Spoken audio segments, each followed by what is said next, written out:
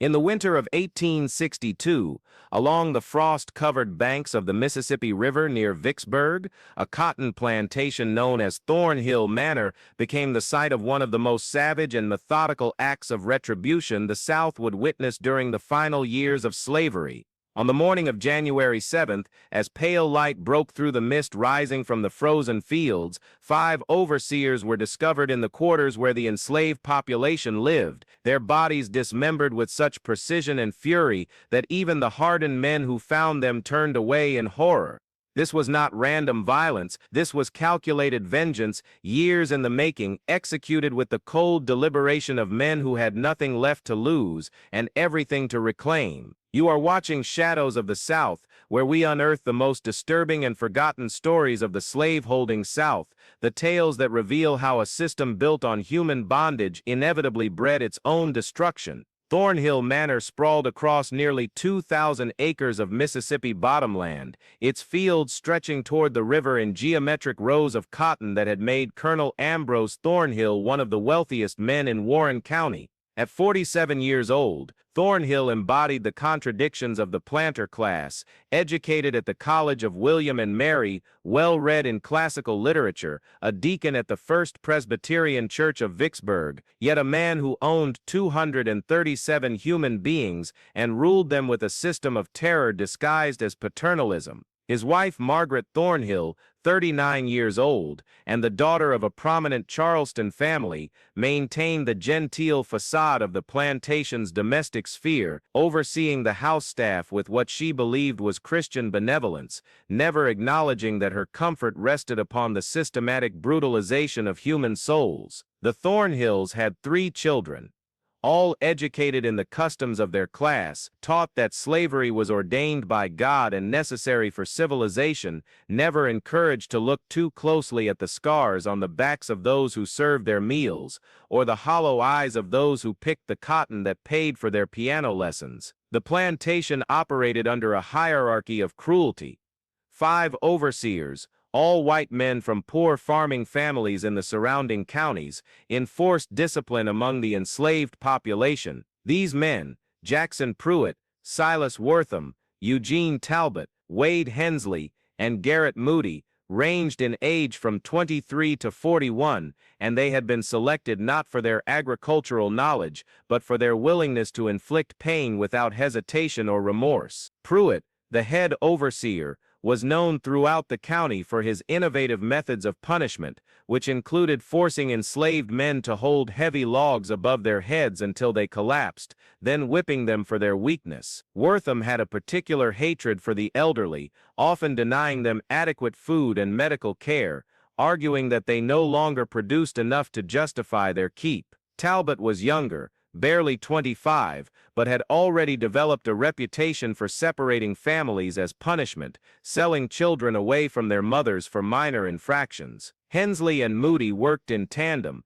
specializing in what they called breaking new arrivals, using a combination of physical torture and psychological manipulation to crush any resistance before it could take root. Among the enslaved population, 8 individuals formed the core of what would later be identified as the conspiracy. Samuel, 42 years old, had been born on the plantation and served as the unofficial leader among the field hands. He was tall and powerfully built, with graying hair and eyes that never quite submitted even when his body did. His wife, Dinah, 37, worked in the main house kitchen and had borne 6 children, 3 of whom had been sold away before their 10th birthdays. Their surviving son, Moses, 18 years old and strong as an ox, had recently been subjected to Pruitt's log punishment for the crime of singing while he worked. Ruth, 29, was a field hand who had witnessed Talbot sell her only daughter to a trader from New Orleans the previous spring. Benjamin,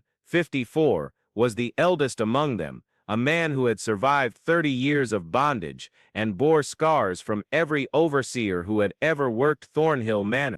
Isaac, 31, served as the plantation blacksmith and possessed both the physical strength and technical knowledge that would prove crucial. Esther, 26, worked as a seamstress and had been repeatedly assaulted by Wortham, who believed he had a right to any enslaved woman on the property. Finally, there was Josiah, 16, the youngest of the group, who had watched his mother die from infected wounds after a whipping administered by Moody for breaking a hoe. The gatillo del conflicto, the spark that transformed years of suffering into coordinated action, came on Christmas Eve of 1861. The Thornhill family had hosted a grand celebration for the white families of the county, a display of Southern hospitality that required the enslaved house staff to work through the night serving food, pouring wine, and cleaning up after the revelers. During this gathering, Pruitt and Wortham, emboldened by whiskey and the festive atmosphere, dragged Moses from the quarters and beat him unconscious in front of his parents as punishment for allegedly looking too long at one of the white guests' daughters. Samuel and Dinah were forced to watch, held back by the other overseers, as their son's blood darkened the frozen ground. Harrison, the local physician who was among the guests, suggested that the beating had gone too far. Thornhill himself waved away the concern, stating that discipline was a plantation matter and not subject to outside interference. That night, after the guests departed and the big house fell silent, Samuel gathered the 7 others in the woods beyond the quarters, and they made a pact that would seal their fates and those of their tormentors.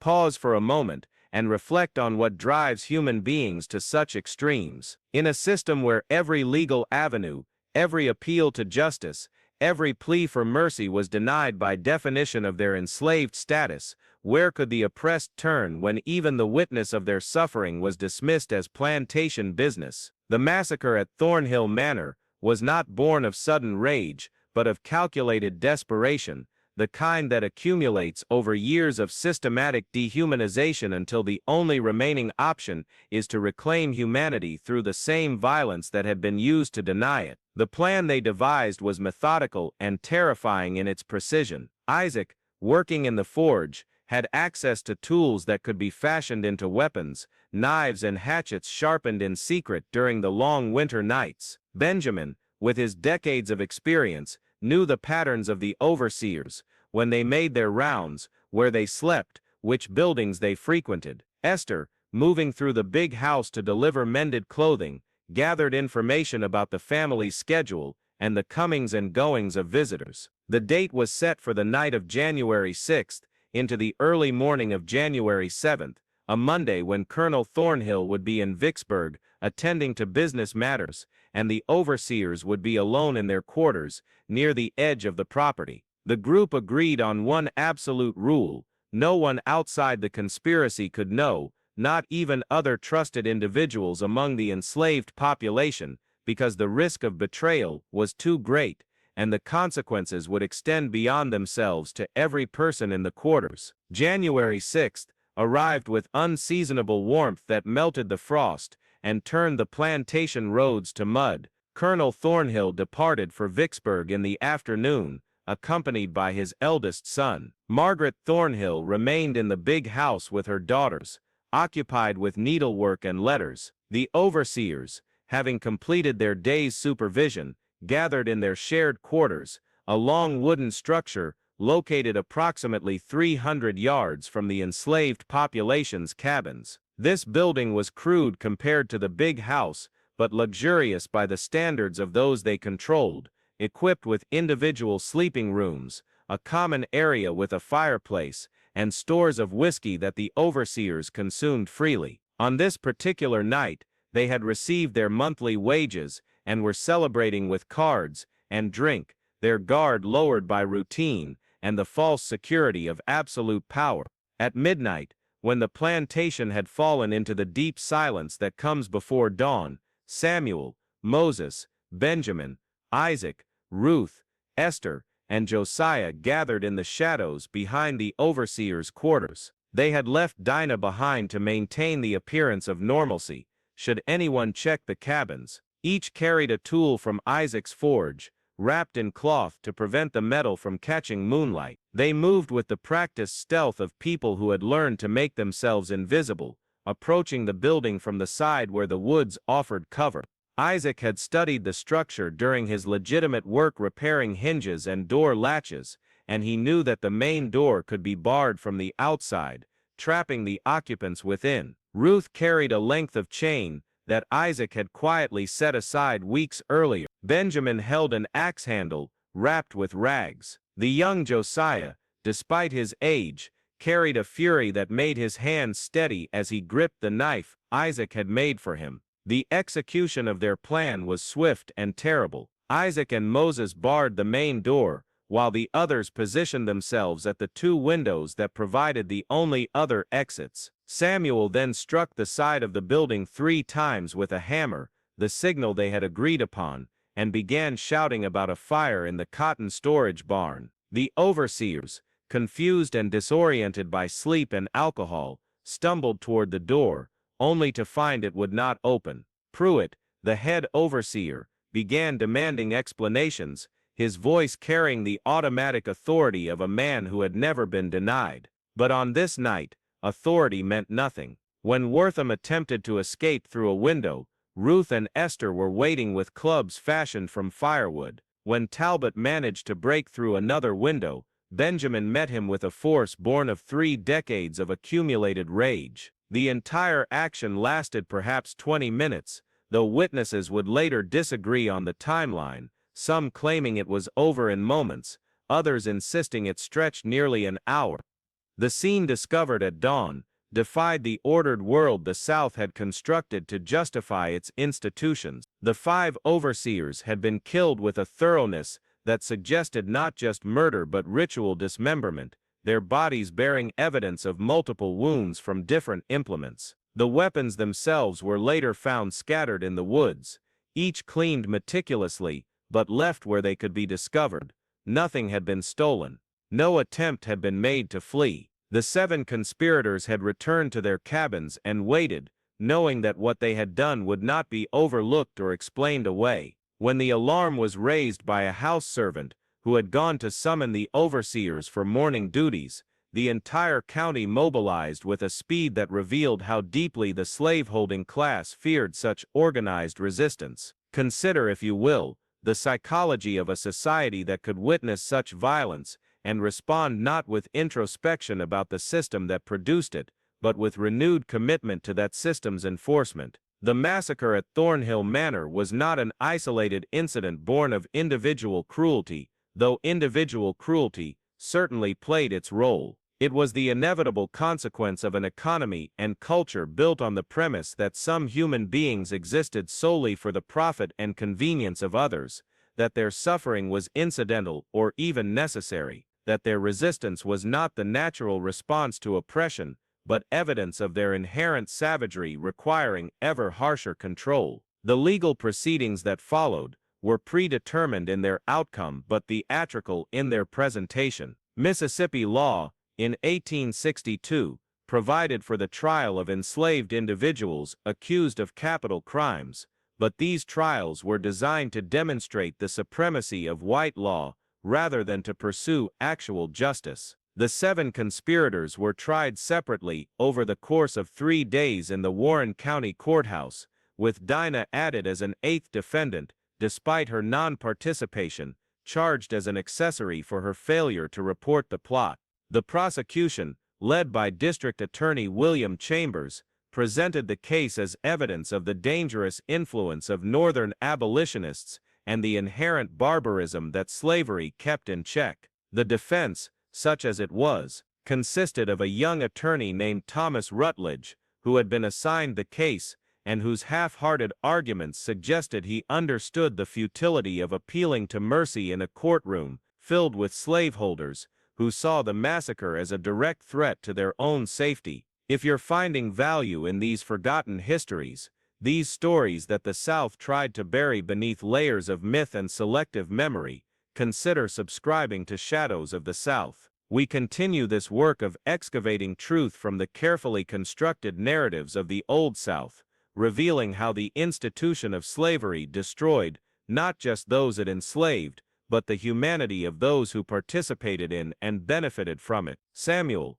when called to testify, made no attempt to deny his role. According to court transcripts, preserved in the Mississippi Department of Archives, he stated simply that he had watched 5 men torture his son, and decided that if the law would not protect the enslaved, then the enslaved would protect themselves. His words were recorded but not seriously considered as a defense, because the premise that enslaved people had a right to self-defense against their overseers undermined the entire legal and social structure of the South. Moses, still bearing visible injuries from his Christmas Eve beating, stood silent throughout his trial, refusing to speak except to confirm his identity. Benjamin, the eldest, used his testimony to recount specific incidents of cruelty stretching back decades, naming enslaved individuals who had died or been permanently maimed under the oversight of the 5 dead men. The judge repeatedly instructed him to confine his remarks to the events of January 6th and 7th,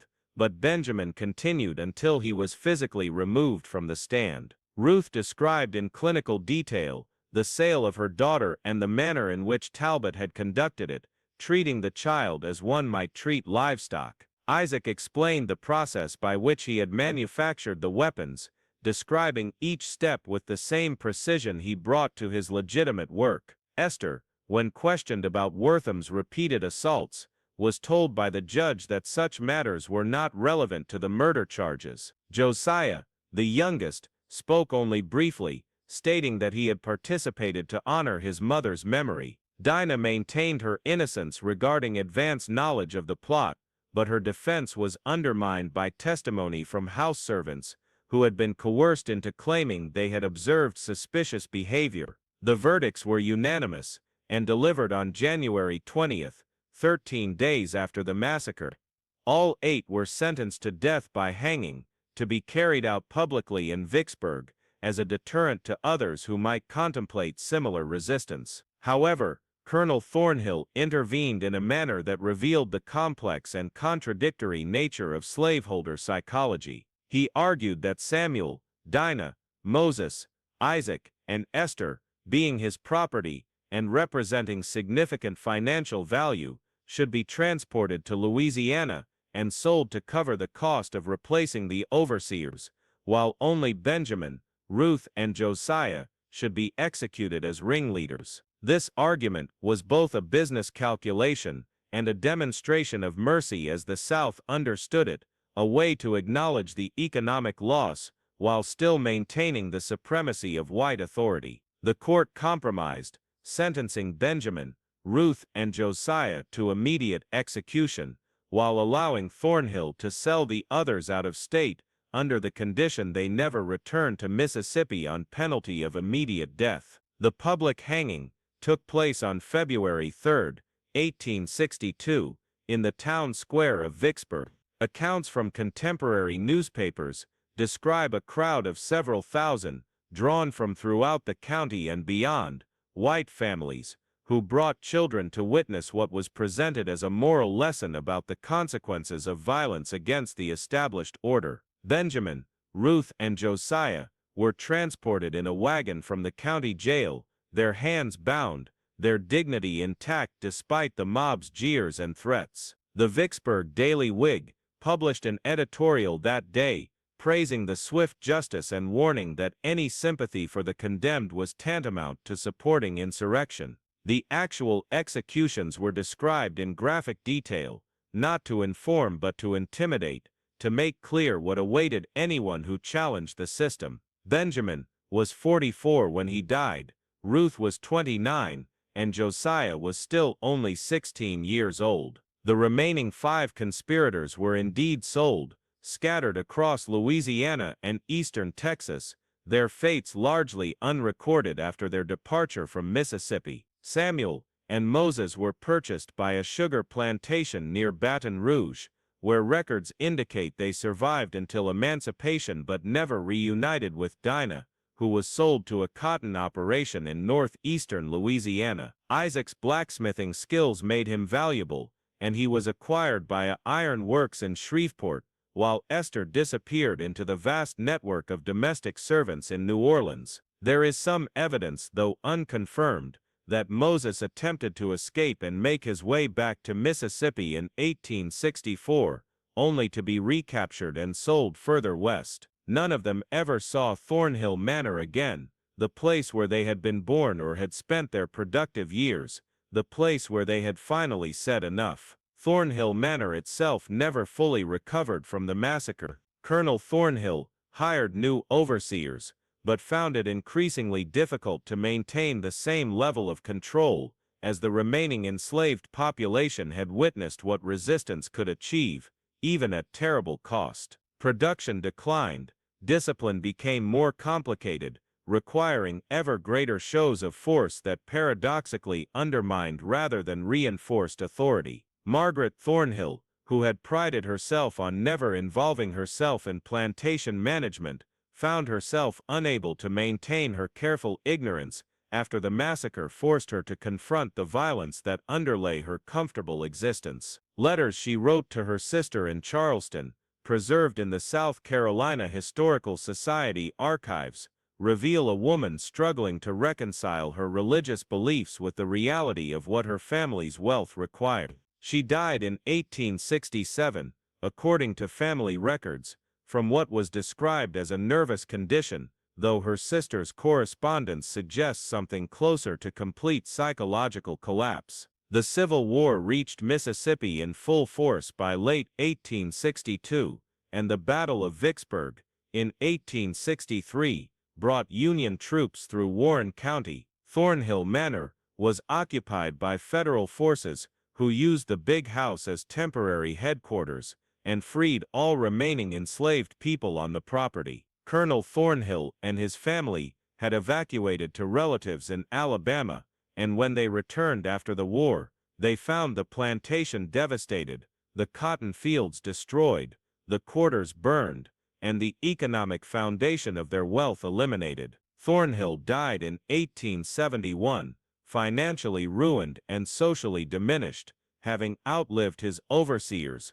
but not his system. His children scattered, some moving to Texas to attempt rebuilding their fortunes, others remaining in Mississippi, but never regaining their antebellum prominence. None of them ever publicly acknowledged the massacre, maintaining the fiction that they had been victims of slave rebellion, rather than architects of conditions that made such rebellion inevitable. Pause once more and consider what this story reveals about the nature of institutional violence and its corrosive effect on everyone it touches. The massacre at Thornhill Manor was exceptional in its organization and execution, but the conditions that produced it were utterly ordinary for the antebellum South. Thousands of plantations operated under similar systems of terror, employing overseers who understood that their employment depended on their willingness to inflict pain, controlling populations who understood that their survival depended on their ability to endure that pain, while maintaining some core of selfhood.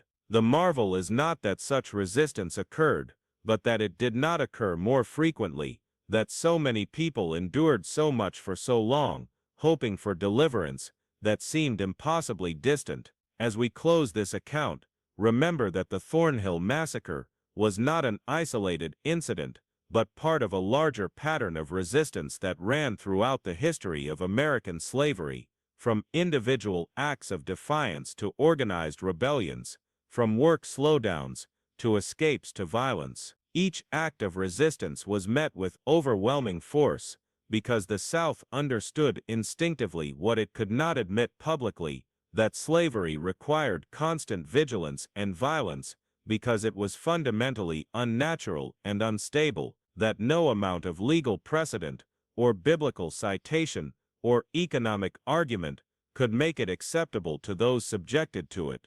The system survived for 2.5 centuries, not because the enslaved acquiesced, but because resistance was crushed with such thoroughness that each new generation had to learn again the costs of defiance. And yet people kept resisting, kept asserting their humanity against all odds, kept believing that freedom was worth any price. These are the stories that Shadows of the South exist to tell, the accounts that reveal the truth beneath the moonlight and magnolia mythology of the Old South, the human cost of an economic system that enriched one group by destroying another, the moral bankruptcy of a society that could attend church on Sunday and auction human beings on Monday and see no contradiction. If these histories unsettle you, if they challenge comfortable assumptions about the past, then they are doing exactly what they should do. History is not meant to comfort us, but to illuminate us, to show us not only what happened, but why it happened, and what it meant for those who lived through it, and what it means for us who inherit its consequences. The massacre in the Mississippi quarters stands as testament to the inevitable brutality of slavery and the courage of those who resisted it, even knowing resistance would destroy them. Benjamin, Ruth, and Josiah died rather than continue submitting. Samuel, Dinah, Moses, Isaac, and Esther were scattered and lost to history, their final years unrecorded, their descendants unknown. The 5 overseers died violently, but they had lived violently, and their deaths were the wages of a system that made violence its daily currency. Colonel Thornhill died diminished, his wealth and status revealed as dependent on institutions that could not survive their own contradictions. Margaret Thornhill died haunted, unable to unknow what she had seen. Their children scattered, carrying the weight of a history they could neither acknowledge nor escape. What remains are questions we must continue asking. How do people maintain their humanity in systems designed to destroy it? What obligations do we have to remember those whose suffering was deemed unworthy of memory? How do we reckon with a past that continues to shape our present through laws, customs, wealth distributions, and social hierarchies that originated in slavery and never fully dissolved? These questions have no easy answers, but asking them is the work we must do if we are to understand not just what happened in 1862 along the banks of the Mississippi, but what it means that such things could happen, were happening throughout the South, and were defended by people who considered themselves civilized and Christian and just. Share your reflections in the comments. How do we remember resistance when the historical record was written by those who suppressed it? What does justice look like when the legal system itself was the instrument of oppression? These conversations matter because the past is not past. It lives in the present in ways both visible and hidden, and only by confronting it honestly can we hope to build something better from its ruins.